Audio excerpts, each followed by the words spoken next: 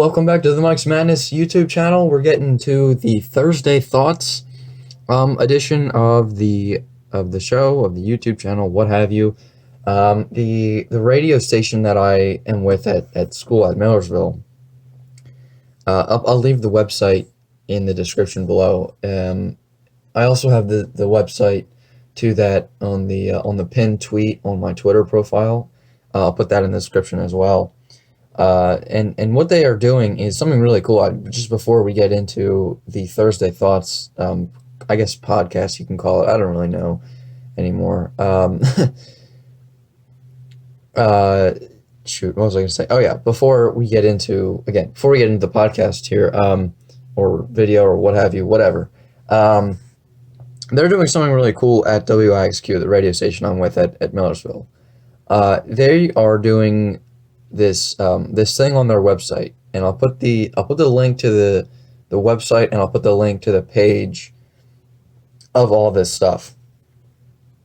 Because it's all kinds of stuff. I'll describe it here in a second. It's got all kinds of content. It's great. So what they're doing is, since we're not going back to campus this semester, I mean, there are a lot of people that are involved with the radio station at school. There's a good handful of people, more than I thought. And I guess they thought about this a little bit. Maybe it was a suggestion. I'm not really sure. But they have like a council and all that stuff, like office, managers and what have you. They came up with the idea to take you could like email them, and it's not just anybody. You have to have a show at the radio station, but for the DJs, I guess you could say, the radio show hosts and all that good stuff. For the people that are have a show, you could send in additional content that you have made since we went home early on in March, a couple of weeks back. And you could have emailed them a Spotify playlist, or an audio recording of if you made a podcast, or just any additional content. And I had emailed them the links to all the YouTube channels, and they put it on there, which was great. Thanks to them for that. That was nice to see that. Opportunity open up to be able to, I kind of have made this additional content on my own, and then they had the email sent out to us saying, hey, you can email any additional content you may have made to, or if you want to make additional content, you can email it to, this person. And I thought, wow, that's great, because I've already done that. So some really good stuff there. So again, thanks for that to WIXQ. I appreciate that.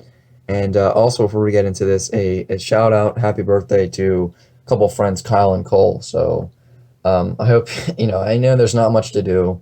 We're all sheltered in place, but a happy birthday to those two. And, I hope you have as good of a day as you may be able to. Because again, I know there's really nothing to do, as everybody is kind of sheltered in place, and you can go out for minimal things. So so let's get into the Thursday Thoughts edition of Mike's Madness. And we've got a good program lined up for you here. We get into, first off, I want to talk about college basketball players declaring for the NBA draft. Now, this is the list here of players that have full on declared. They're all in. There's no coming back to school. So if you're not really sure what I'm talking about, if you're a college basketball player, an underclassman, not a senior, because if you're a senior, you've already used your 4 years of eligibility.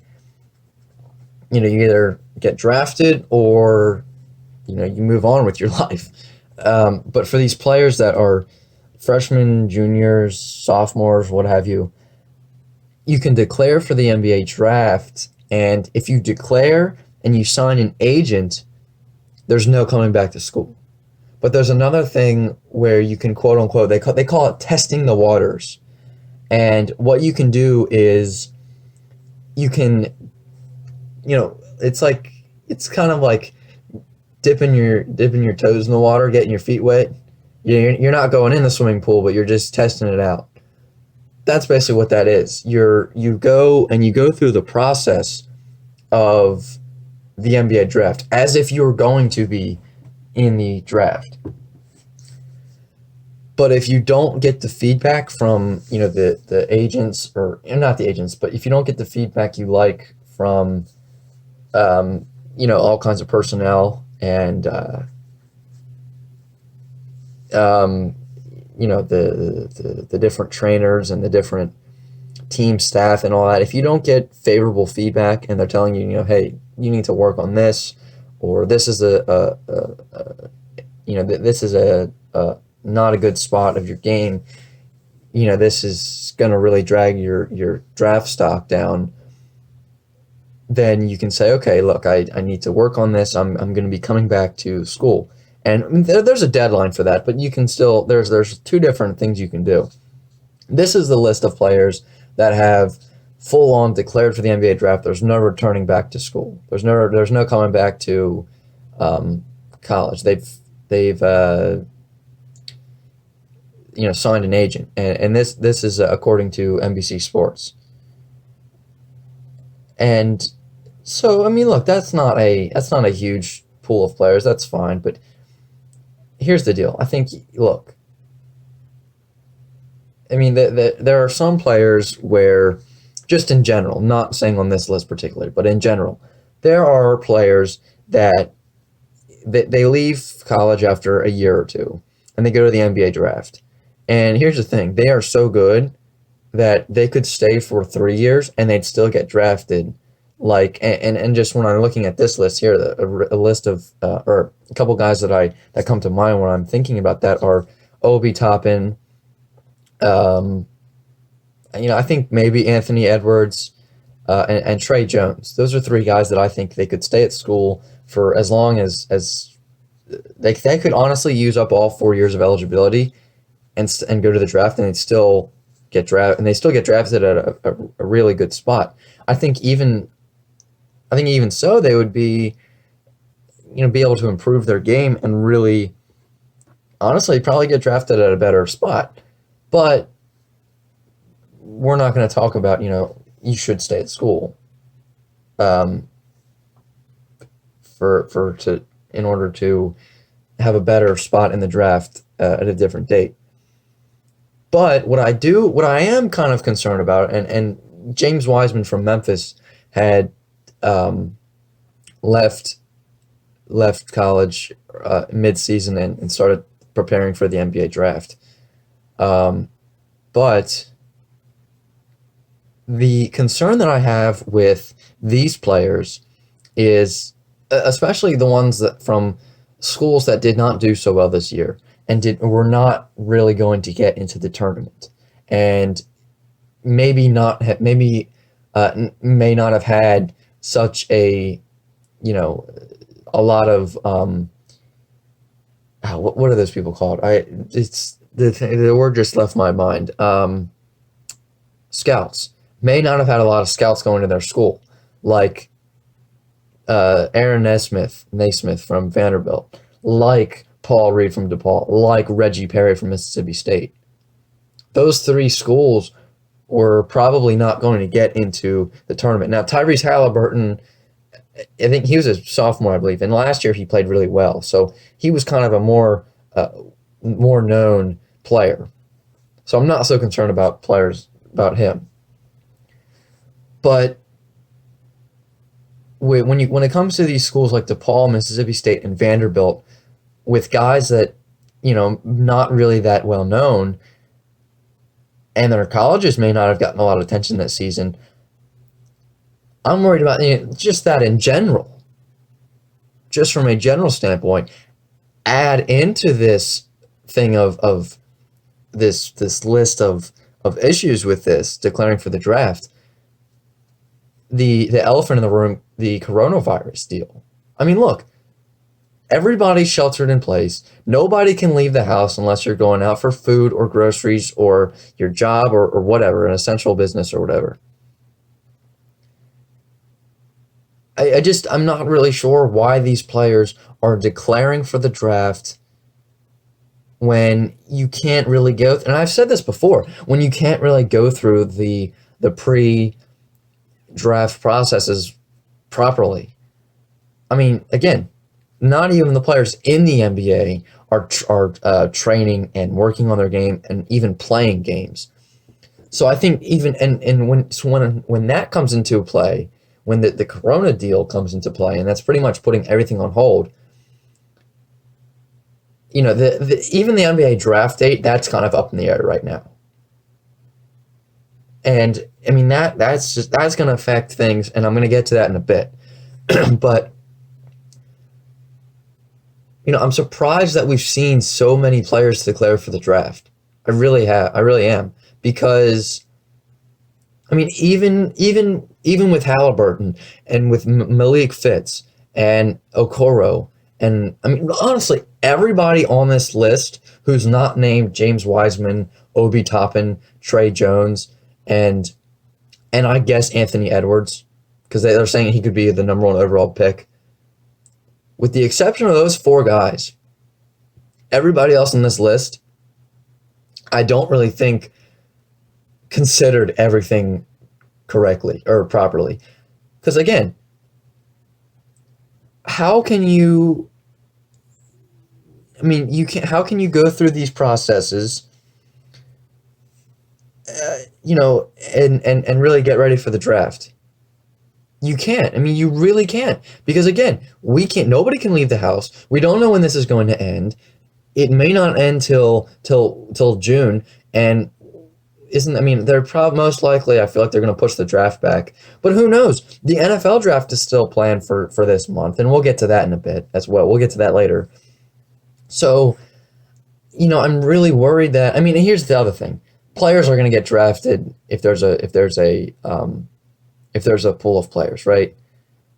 So if a lot of these players did not declare for the draft, maybe you would see more seniors who can't go back to school get drafted. That's fine as well. But here's the deal. It's not about the seniors, because here's the deal. If they don't get drafted, they can go play overseas, maybe, who knows? And I'm just talking about in general. Take Corona out of the equation, and seniors that don't get drafted, they can go play overseas, or they can go play in the G League or whatever it's called now. They've switched the name a couple of times. I don't even know what it's called anymore.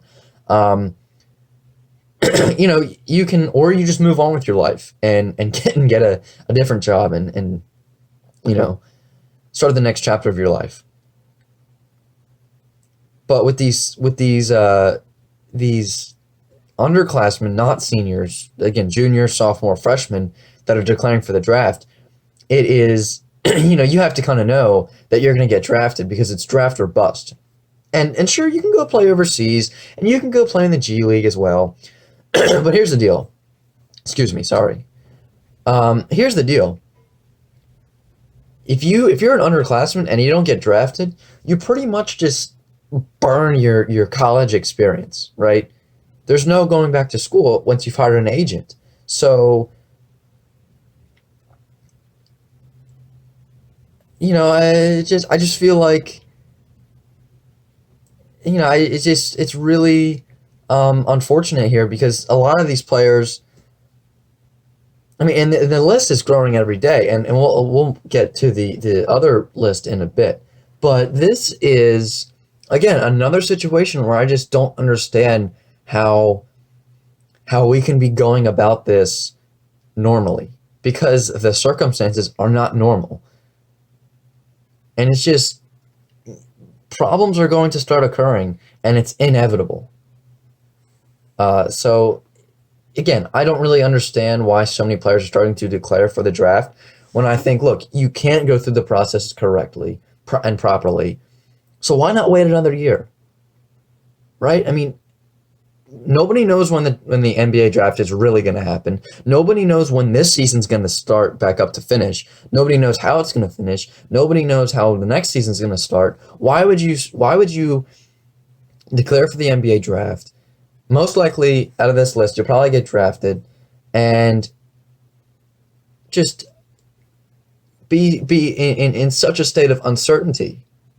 I'm not really understanding the mindset of declaring for the draft at this point in time with the circumstances at hand. I just don't get it. So, and then we have even a bigger list here with all the players testing the waters, as I just described a couple minutes ago. I mean, look at all those players. I mean, and here's the thing. This is the list of players that if they go through the processes and they don't like what they're seeing and they're not getting the feedback that they find to be favorable, they can go back to school. They can go back to college, and because they haven't signed an agent yet. So I think that what these players are doing is okay. And I'm not really sure. Actually, this is from NBC Sports as well, and I don't think this is completely accurate because I see Jordan Bruner there from Yale, and I thought he was in the transfer portal, so I'm not really sure that this is correct. And I think Jalen Crutcher may have signed an agent. Some of these players on here may have even signed an agent. So, but anyway, you get the main idea. There's a big pool of players that are involved in the draft right now. And here's the deal. This is, if you're thinking about going to the NBA draft, I think this is what you really should do: is test the waters, quote unquote, and not hire an agent. So that way, if you don't get favorable feedback, you can go back to school. But here's the thing: you want to test the waters, that's completely fine. But again, as I just talked about a couple minutes ago, at this point in time, with the circumstances at hand, there's no testing the waters. I mean, like I said, and sure, the draft, nobody really knows when that's actually going to happen. Nobody knows when this season's going to end. Nobody knows when next season's going to start. But again, I just don't think you can really test the water. And here's the thing: maybe you say, "Hey, I'm going to test the waters," and it's kind of one of those things like, if this whole thing ever ends, and we can, depending on the schedule, and then you say, "Okay, look, no, that never happened, so I'll go back to school. I'll be returning to college." But again, there's no testing the waters at this point, so I don't really think there are any good reasons you can say, "Okay, I'm declaring for the draft, but I'm not signing an agent, so I'm just going to test the waters." What are you even talking about? There's nothing. You can't leave the house. How are you testing the waters for the NBA draft? And again, maybe this is one of those things where you're saying when this whole thing is over. But nobody knows when that is. Nobody, again, as I just said many times, nobody knows when this NBA season is going to end. Nobody knows when the draft's actually going to happen. Nobody knows when the next NBA season is going to start.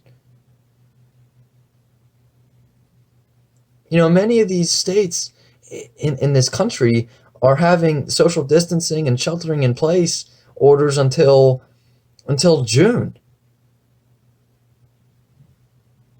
So with the draft scheduled for June, set for June right now, again, that could always be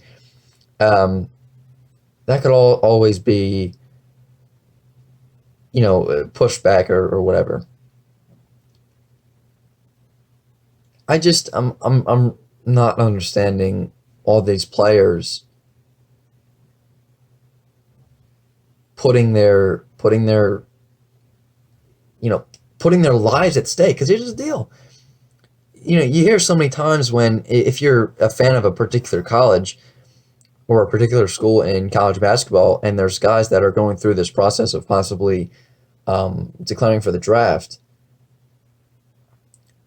you may hear when guys do declare for the draft, you may hear like the coach say something like, well, I was involved with this process, and I didn't want to mess his life up or something like that, and or I didn't want to, again, I didn't want his life to get all messed up with this with this with this decision. And that's true, because if players mess up this decision royally, and they really, again, really, really, really mess up, they can really mess up their lives. They can really just, it's not just the fact that, oh, am I going to play in the NBA? Am I good enough? It is a life decision. So again, going through all these processes without knowing what's going to happen is, I think, really a big mistake. And I think if you're going to do anything in regards to the NBA draft, saying you're going to test the waters and not signing an agent is the best way to go. But if you're kind of in this middle ground and you're not really sure if you're going to be good enough to be in the NBA or not, and you sign an agent, I think you're going to find out that later on it was a grave mistake to do that. And sure, you can say hindsight's 2020, but I'm telling you right now, I'm telling you, for college basketball players that are kind of in that middle ground, like many of those players on that last list that have signed an agent could easily be on this list. And many guys on this list are better than some of the guys on that last list that have signed an agent. So it's a mistake. Signing an agent to go to the NBA draft right now when you're not really one of those top players like Obi Toppin and Trey Jones, etc., and James Wiseman and whatever, I don't know why you're signing an agent, especially in this time of uncertainty. So I think that's why we see such a big list of testing the waters, and I think that's also why we have a large list of players that are notable possibilities of going to the draft, signing an agent, or testing the waters and not signing an agent. I think the reason you haven't heard many decisions out of those people is because they're taking a step back and considering all the circumstances very carefully, which is the right thing to do. So, and again, like I said, there's a deadline for even all these players on this list here that have not signed an agent. There's a deadline for them to say, okay, I'm not going to be going through with the draft. I'm coming back to school, or saying, yes, I'm going through and I will be signing an agent.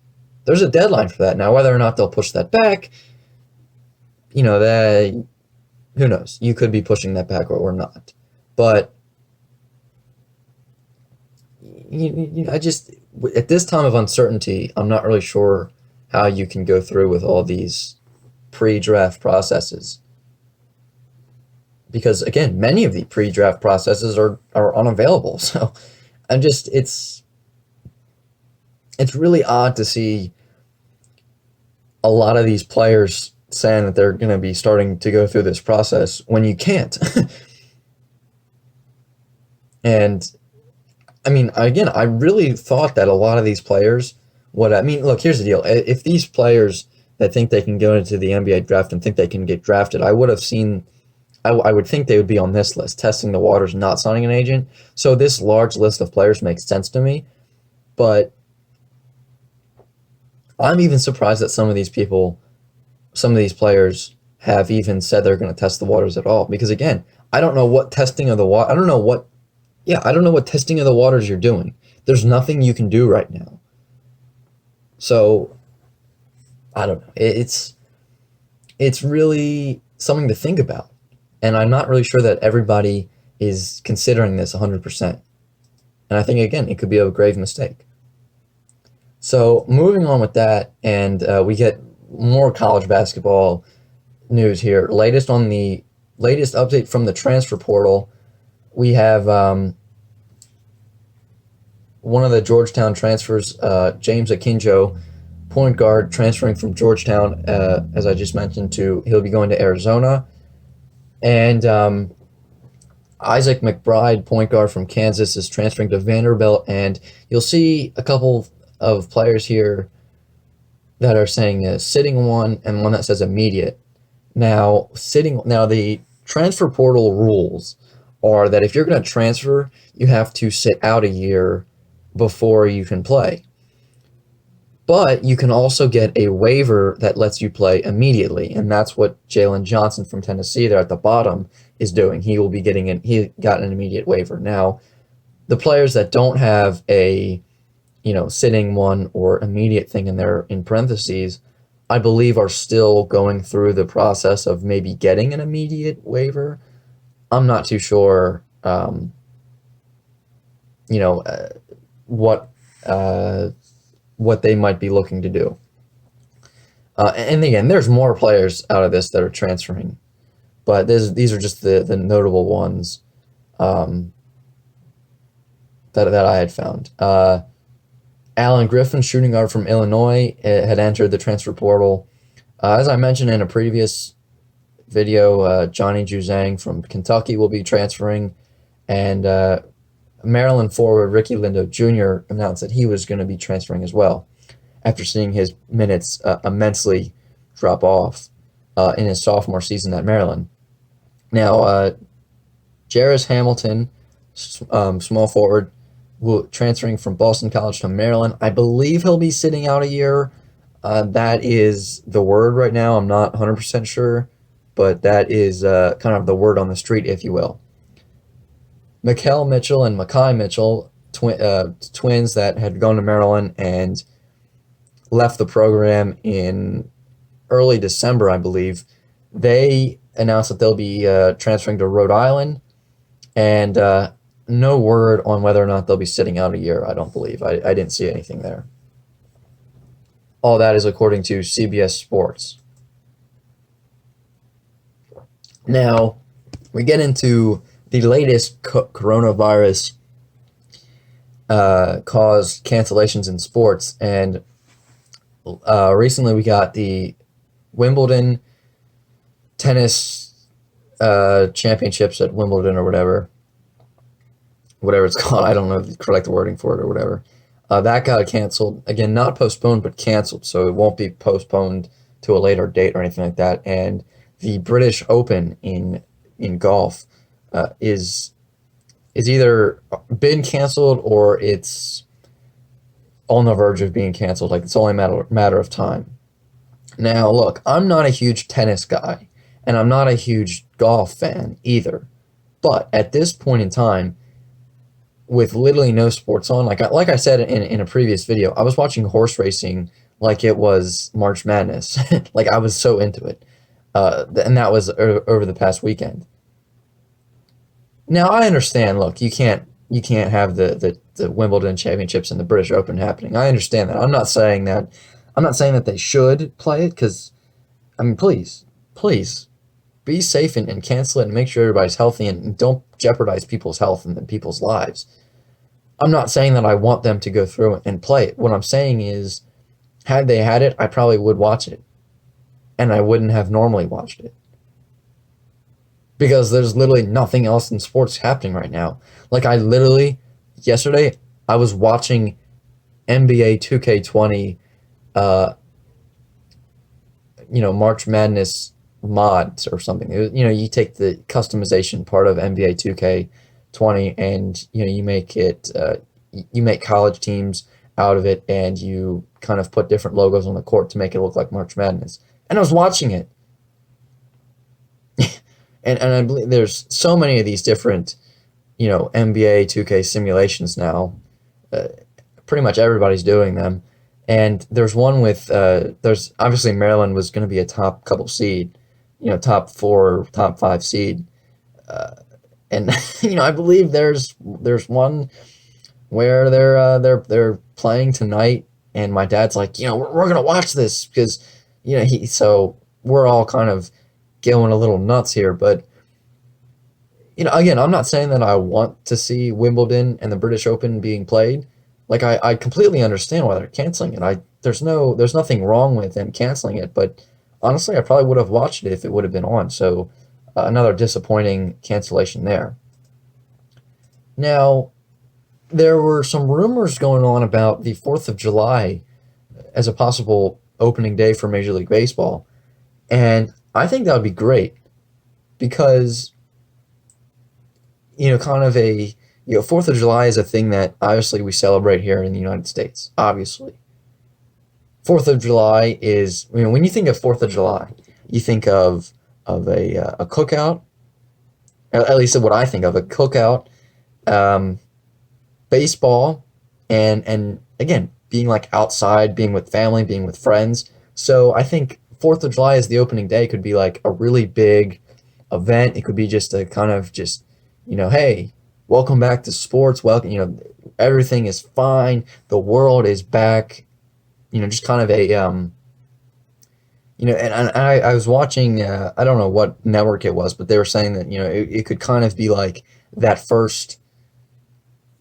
the first days of sports after 9/11.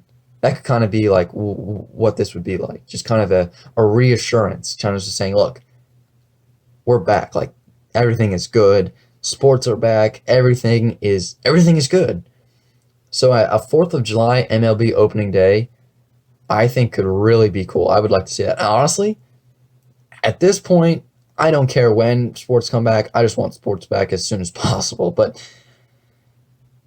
who knows? In other circumstances, it could be the it could be the earliest that we could get sports back. I mean, as I just mentioned, a lot of states, I mean, not a lot, but a handful of states have been extending social distancing and sheltering in place until the beginning or end of June. So the 4th of July could be like the first possible day we could have opening day. So, but I think that would be a really cool thing. Just kind of, again, just something that I think could be a really cool event. Now, I'm not saying they should do that every year, but just for this year, I think it could be something that would be really cool to see. And you have, again, all the teams play, not one of those deals where in normal opening days you have uh, some teams play,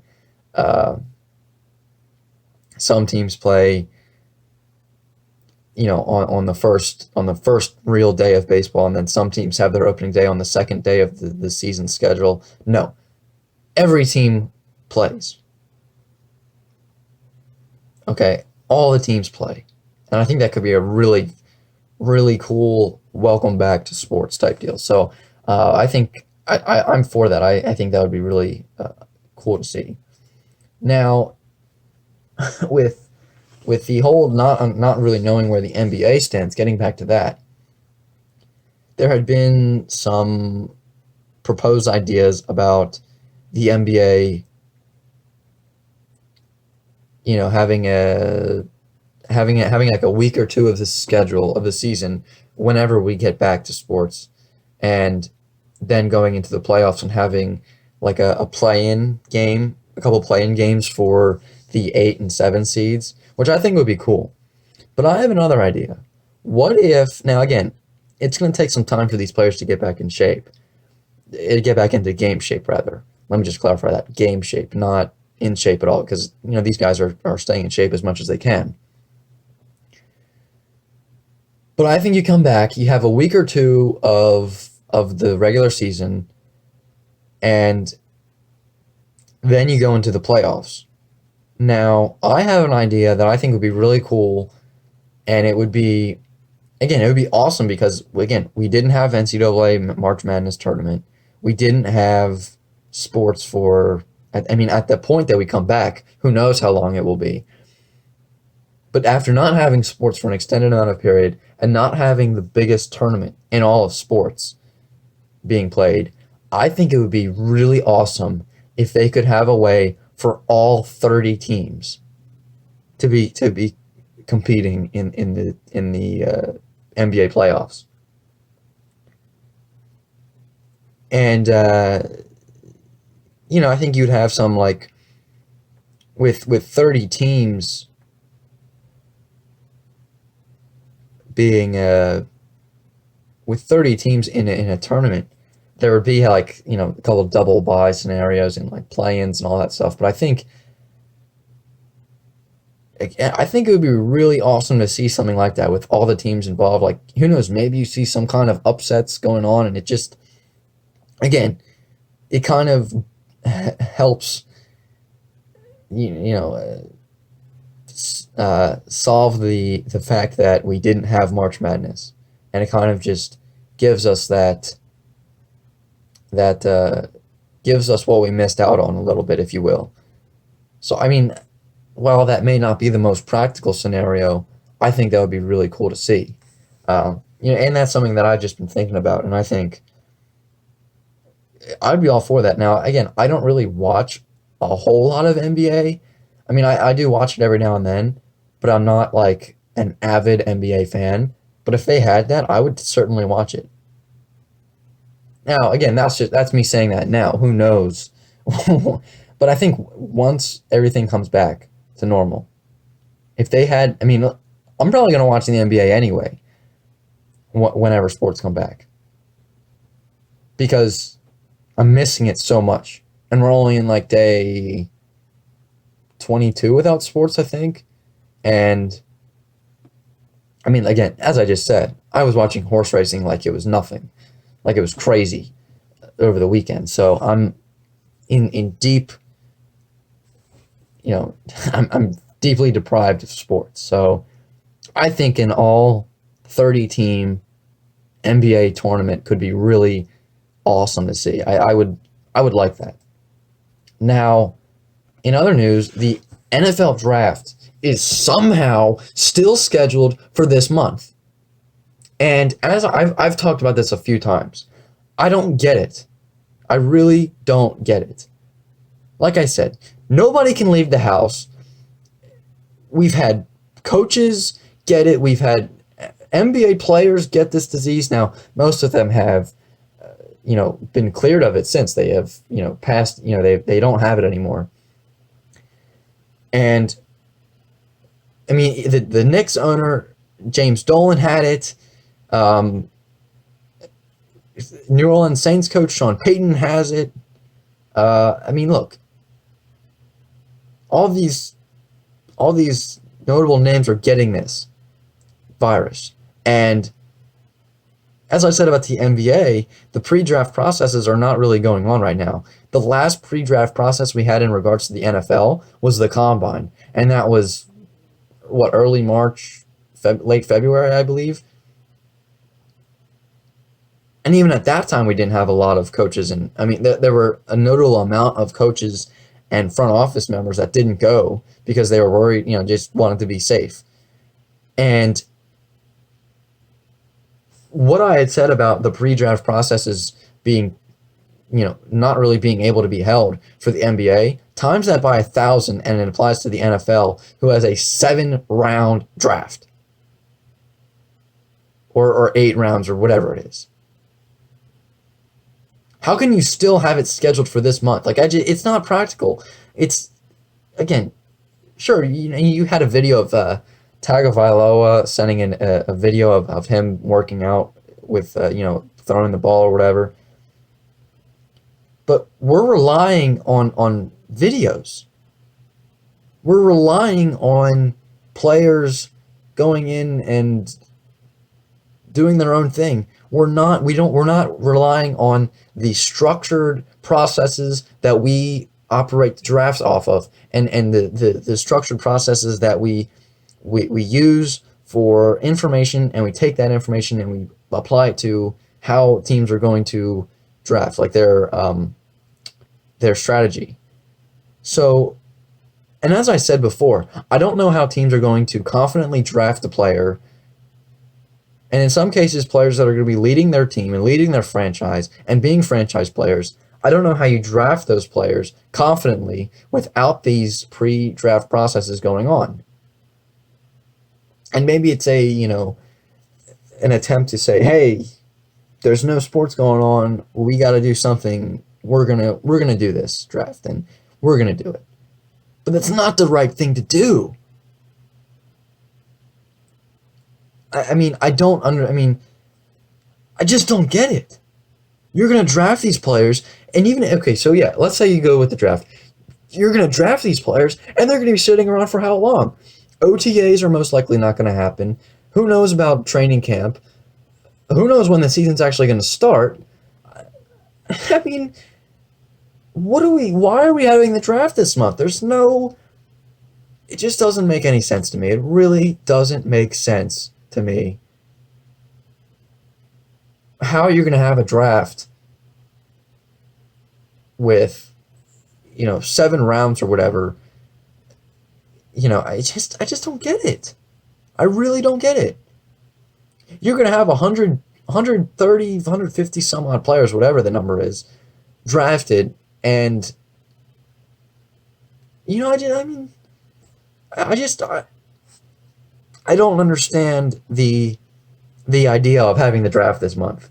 Like, everything else in the world is being canceled right now, but the NFL's still going to have their draft this month. I don't get it. How is the front office going to get together and really be able to focus on this draft, focus on who they want to pick, be able to communicate effectively with other members on the team, whether it's the coaches, the GM, other front office staff. How are you communicating effectively with them? How are you communicating effectively with players? How are you communicating effectively with Goodell or whoever you send your pick to? It just doesn't seem. It doesn't honestly. It doesn't seem possible. And yet we're going to go and have the draft this month. I just don't get it. Look, I believe it's scheduled for the 22nd or 23rd of this month. Today's the 2nd of the month. So we're 20 days away, a little under 3 weeks away from the NFL draft, and there's been not even a rumbling of this thing being canceled or not canceled, but being postponed. There's not even been a rumor of it. But there have been many times that Goodell has come out and said, yeah, we're having it this month. It's going on as scheduled. This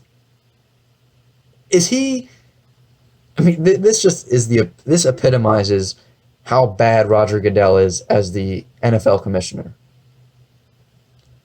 Like I just said, I don't understand how you can have the NFL draft. Again, it seems impossible almost. So, it's really awful. Because again, as I said about the NBA, you're taking these players and you're making life decisions. Now that's a 2-round draft. 60 players get drafted. And then you have the amount that sign an agent and maybe don't get drafted or whatever. But now you have this 130, 140 some odd players getting drafted or the possibility of getting drafted. And again, this is life-changing, and I just don't feel like, and there's so many different people that you're affecting in having this, and again, it really seems impossible to be having any kind of major draft selection deal this month. But the NFL is determined to have their draft this month. It's just ridiculous. I don't agree with it at all. So I don't know. That's my thoughts on that. What are your? I'd love to hear your thoughts on the things covered in this video. That brings us to the end of the Thursday Thoughts video on the Mike's Madness YouTube channel.